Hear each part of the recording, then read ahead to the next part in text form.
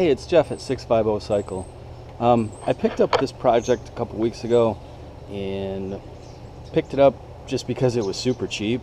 This is a 1980 Kawasaki LTD440. I sold one this spring that did run, and it was a great bike, and I really liked it. And at the time I said, yeah, if I ever come across another one, I'll definitely try to buy it. And I came across this one, and like I said, dirt cheap, and got it. It was absolutely even filthier than what it is right now. It looks pretty bad right now, but if you look, I've already taken some steel wool and cleaned a lot of this garbage up off of here, so it'll all clean up. And that's my goal for this bike. My goal for this bike is a long-term project. I want to do a revival on this where I go through everything. I've never taken a bike completely apart, cleaned everything, put it all back together, went through all the systems, got everything running. It's always been a little bit of this, a little bit of that. So this is going to be the project that is going to be the motor out, all the tires off, that kind of thing for me. It'll be an interesting thing for me. This is a great bike to start with because it's small, it's simple, it's easy. And when it's done, it's a great bike. It's not going to be a bike that you get done with and you're like, yeah, I don't even like riding it. I've ridden the other one in this, and it rides great, and I really liked it, so that was kind of why I picked this one up. Yesterday I spent some time on it. I went through the carburetors. They weren't as bad as what you might think, although the jets were plugged up, so I cleaned those out, got that all working, and I did get it to fire on starting fluid, so I know there's a little bit of fire there. The spark seemed a little weak, so today what I'm going to do is go through the points and try to get those cleaned up and see if I can get a little hotter spark. I may end up buying new plugs for it because yesterday I took the plugs that were in it out and just put in some used plugs that were in better shape, but maybe not the best shape. So I want to try to get it today to see if I can get it to fire, and that's probably the last you're going to see of this bike for a while. This is my winter project. I want to take the winter and work on this, so it may be 2-3 months before I get back to it.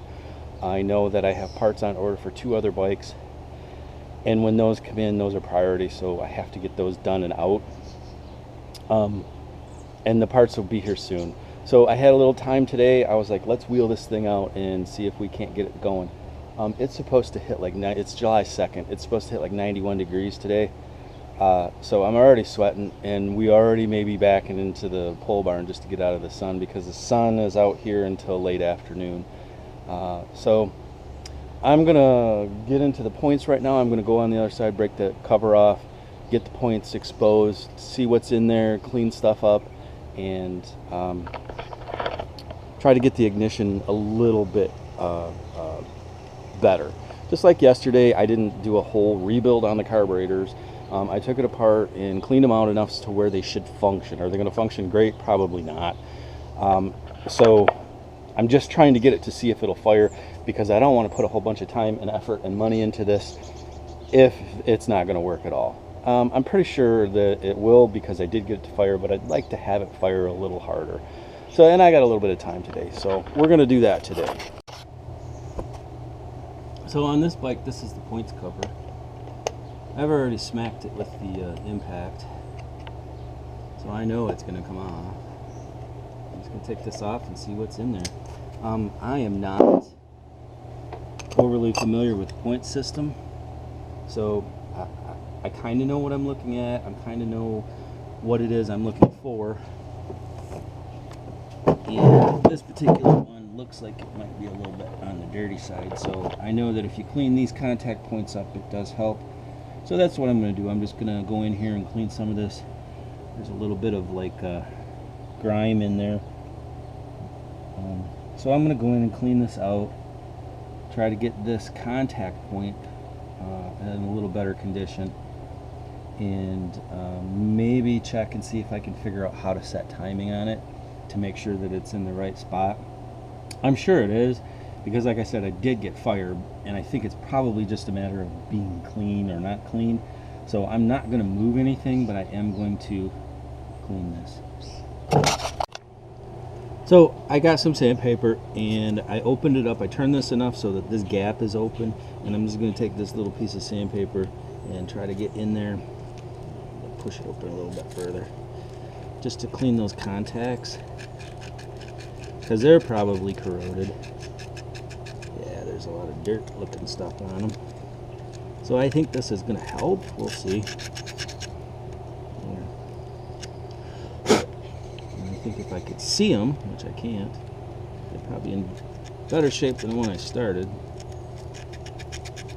Again, like I said, I don't know a lot about these things. Do a little research on the internet, you can find out a lot of information. So I kind of like that. So I'm going to, at this point, I'm going to take it and I'm going to try to fire it. So I got to hook my battery back up. I killed it yesterday. Put it back on the charger. Hook that back up, put a little bit of fuel, get the starting fluid out here. See if I can't get it to fire just doing that. If that doesn't work, I'm going to change the plugs out, and we'll go from there. Maybe I'll check and see what kind of spark I have now. So just a couple checks, and we'll keep moving on forward with it. Alright, so I need to get a bottle system. It would work better. My floats are working because I put gas in here, and my fluid has stopped moving down, so that's good. I got that part right. This battery is not the correct one for this bike, but it does fire it, so we're going to give it a little cheater juice. See what happens.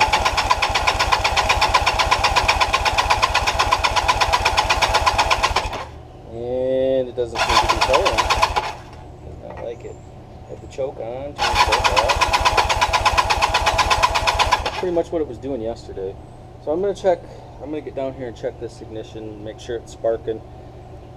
Check these plugs. I may need to just replace the plugs. We'll see. Well, what I found so far is that I have little to no spark up here off of a different plug. I have spark down here occasionally. It doesn't appear to be consistent though, so I think what I'm going to do is I'm going to try to change my points out, and I'm going to get some spark plugs. So we'll go and get points and plugs and change those out and try to get those set and see if that helps. Like I said, I don't have to get this running today. I did hear it fire. It turns over. I do believe that this is a good working motor and that I'm not going to have a huge problem with it, but I would like to hear it run. So I'm going to mess with this and the plugs today and try to get that part going, and we'll see where we end up. All right, I changed tires. I couldn't get a point system set up for it. I changed tires. Did I just say that? I changed the plugs on it. The tires are going to have nothing to do with how the motor runs. I'm messing with it, trying to get it to work, and I did get it to start again on starting fluid. So I'm going to try that again and see if I can get it on film, on video here.